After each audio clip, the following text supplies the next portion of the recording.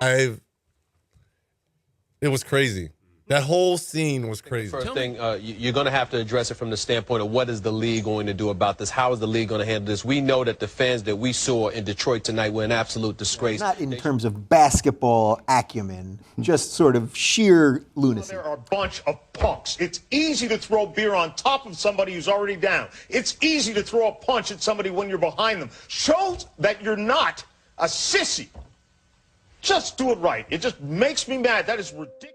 On the day of November 19th, 2004, the number 1 seed in the Eastern Conference, Detroit Pistons, faced off the number 2 seed in the Eastern Conference, the Indiana Pacers.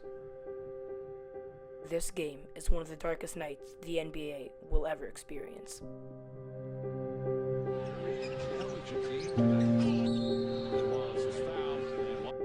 It all started with an unnecessary foul by Ron Artest that triggered Ben Wallace into shoving him. It was late in the game, and with the outcome already decided, this foul was not needed. Ben Wallace's shove led to something that the NBA will not forget in the time to come. Both teams started a brawl between each other and emptied their benches to separate the two players.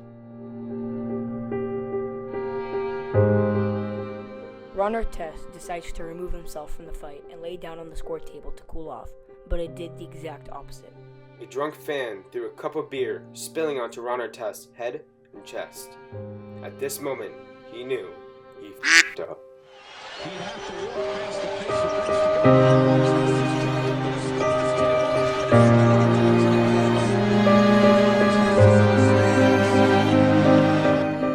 At this, Ron Artest rages and jumps over the first row of fans and heads straight for the guy that threw the cup of beer at him. Ron Artest didn't know that he actually went for the wrong fan.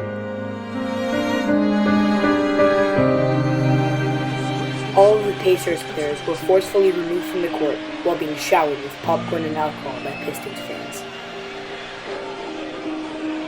That's one of the worst scenes I've ever seen. It's an in NBA history. The players just have to get out of there, get back to the locker room and forget about it. Artest apologized, but was suspended for the entire season, costing him $5 million since he won't be paid. Altogether, 9 players suspended to the tune of $11 million in lost salaries.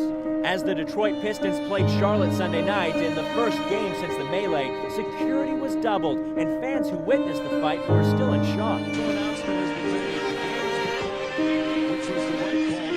Ben Wallace was suspended for 6 games because he started the whole thing. John Green, the man who actually threw the first cup of beer at Ron Artest, was charged for 30 days of jail.